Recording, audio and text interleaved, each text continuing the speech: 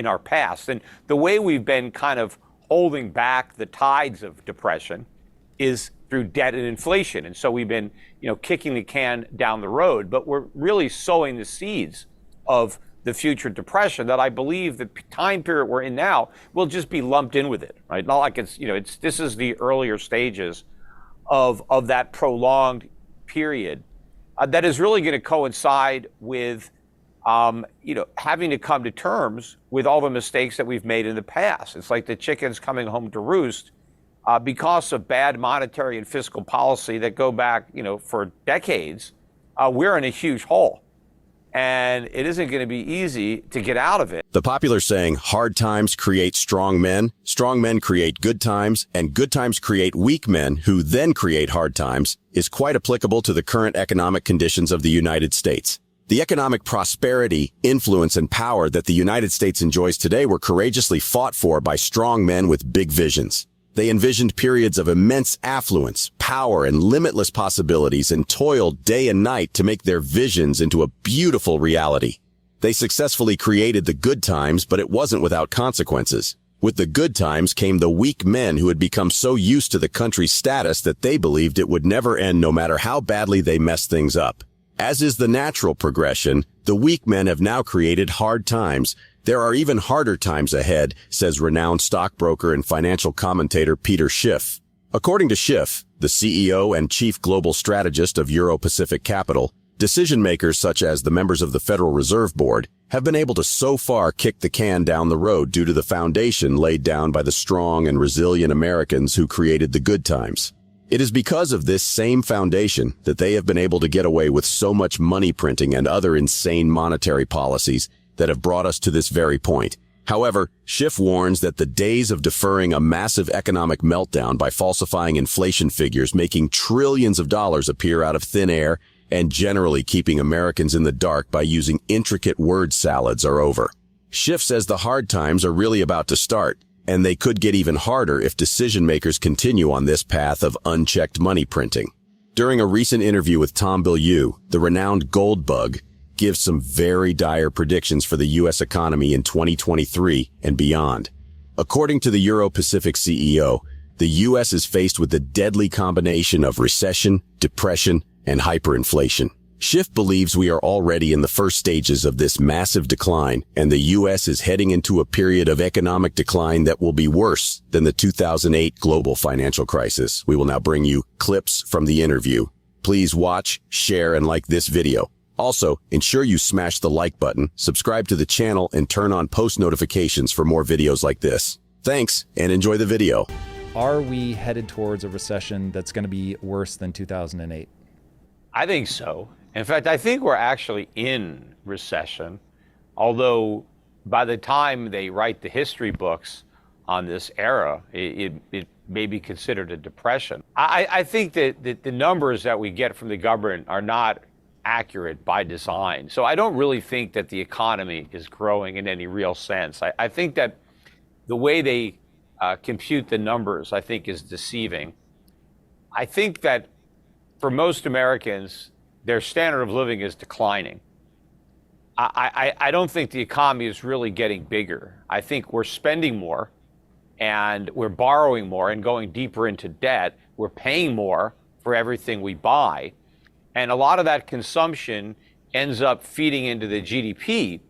And so we get a bigger GDP number and we think, oh, that means the economy is growing. But I think it's all being distorted by the inflation and the debt. Meanwhile, individuals that are living in the economy are struggling. Their cost of living is going up.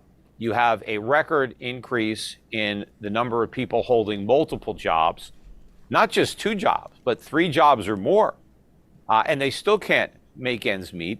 You've got record credit card debt, which is now over $1 trillion, first time ever. And we almost have $2 trillion in student loan debt. I mean, that has just exploded. And all sorts of debt. If we really had a growing economy, people would be getting out of debt. Right? Well, that's what happens when you're doing well. You pay off your debt. You build up your savings. The savings rate has collapsed in the last couple of years. That's not a sign of economic strength. That's desperation. People are tapping into whatever savings they have left just to make ends meet. If you look at Joe Biden's popularity, he's as unpopular as any sitting president since Jimmy Carter. Wow. So, that's quite a feat. But if you remember, when Jimmy Carter was president, things were pretty bad, right? You had, the misery index, high inflation, high interest rates, high unemployment. You have to go back to that time period to find an incumbent president this unpopular. So what does that tell you? Because normally you vote your pocketbook. If the economy were really strong, voters wouldn't care if Biden was falling asleep at meetings or, couldn't remember, who he was married to or where he was giving his speech. If people were feeling good about themselves and their economy, they would credit Joe Biden. The fact that he's so unpopular is more a function of how bad the economy is. And no matter how much he wants to pretend that it's doing well, the poll numbers display the opposite, and so does everything else with economic reality. I mean, we have record budget deficits. If times were good, the government would be running smaller deficits. They would be collecting more taxes. They wouldn't be spending as much on government assistance. Our trade deficits are at record highs. If we had a booming economy, we'd be making more stuff. We'd be exporting that stuff, or we'd be importing less because we would just consume what we produced ourselves. But our economy is really shrinking, and that's why we're on life support. We're dependent on foreigners for all the goods that we can't produce, and we have to pay for it on credit because we don't have the real incomes or the savings to afford it. In addition to recession and depression, Schiff also predicts that the U.S. is heading for a period of hyperinflation. He explains that he has been making this call for a long time, but the warnings have never been more needed and crucial as they are today. At the wake of the global financial crisis in 2008, the Federal Reserve announced the first 2 rounds of quantitative easing, buying up trillions of dollars in bank debt, mortgage-backed securities, and treasury notes, supposedly to ease the effects of the collapse. According to Schiff and many other experts, this sealed the fate of the U.S. economy forever. It's now inflate or die for the U.S. economy. We either keep printing until the dollar becomes practically worthless, or stop printing and let everything break. A lose-lose either way. During the interview, Schiff also discusses the important difference between what's happening now and the economic challenges of the late 70s and early 80s. Many people have pointed out that we survived that, and we will survive what's coming now, probably with even less scratches. Schiff firmly disagrees with this assertion, stating that the difference is as clear as night and day. Here are some more clips from the interview. Yeah, I was talking about a hyperinflation scenario back in the early days of the 2008 financial crisis, based on the way the government reacted to that with quantitative easing. And I knew that the road that we were going down could lead to hyperinflation. Now, I always said that that was a worst case scenario. I never said, hey, it's for sure. But of course, the media, everybody picks up on my warnings of hyperinflation. I still think that hasn't been taken off the table. And the odds of that are actually greater now than they were when I first started warning about it. But I always said that, look, that's the worst case scenario. You destroy your currency completely, where you're talking Weimar Republic, Zimbabwe. But what I did say was inevitable was very high inflation. And we've just started to experience that in recent years. And I don't think that's over. I mean, I think we're going to see higher inflation. Right now, the high watermark for year-over-year CPI was just over 9%. That's not going to cap this. We're going to go into the double digits. And the first digit might not be a 1. It's bad, but also, if you compare what we have now, I guess everybody wants to say, look, it's not that bad because look how much worse it was in the 70s, where we had inflation 10, 11, 12% for several years. What people don't understand is that you're comparing apples to oranges, because the CPI that was in use in the 70s is not the same CPI that we use today. I started to say that the CPI we had in the 70s is not the same CPI we have now, because in the 1990s, they changed it all. They changed the methodology for computing price increases. And their goal was to have a lower CPI because they claimed that the CPI was overstating inflation, and so they decided to fix it.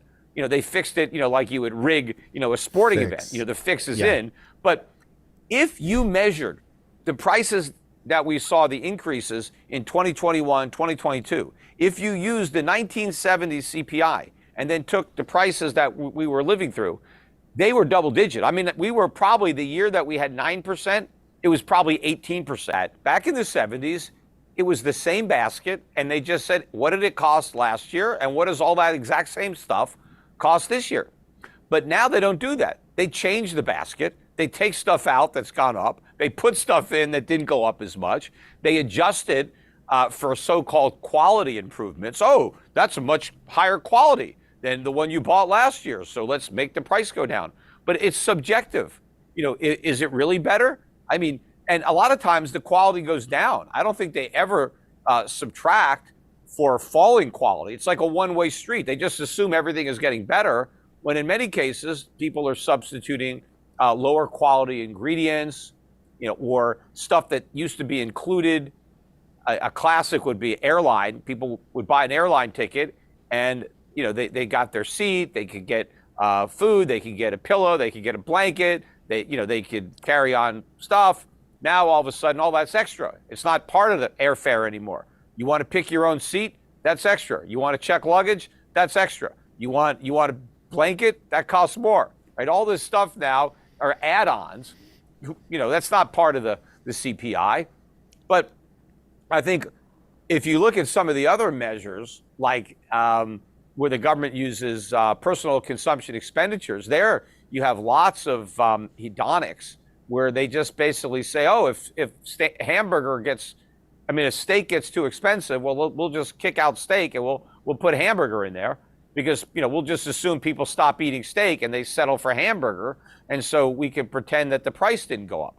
But the quality is going down. I want to eat steak. I can't afford it, and so I'm stuck with hamburger. And according to the government, that means there's no inflation. I mean, by that logic, if I have to give up hamburger and start eating dog food because I can't afford hamburger anymore, as far as the government's concerned, there's no problem because I'm still eating. According to Peter Schiff, inflation is a tax, a fact many Americans don't stop to consider. It's a hidden tax that the government imposes on the people to get its way. Then they turn around and blame higher prices on greedy corporations, Russian President Vladimir Putin, OPEC, and anything or anyone that tickles their fancy at the moment. Schiff adds that it's easier to hide this hidden tax because the U.S. economy is a productive one. But the terrible monetary policies are not allowing us to fully enjoy the many benefits of a free and thriving economy. As an example, he explains that even if modern business practices make prices drop, the hidden inflation tax will not allow the decrease to actually reflect on prices because the currency is getting devalued faster than prices are dropping. The average American is paying for every dime the government spends, yet they are being robbed daily by the policies imposed on them. In addition, the economy is no longer as productive as it needs to be to cushion the effects of the government's hidden taxes, which means even more burden on the average American. Please share your thoughts on Schiff's dire predictions for the U.S. in the comments section below. Also, ensure you like this video, subscribe to the channel, and turn on post notifications for more videos like this. Thanks for watching.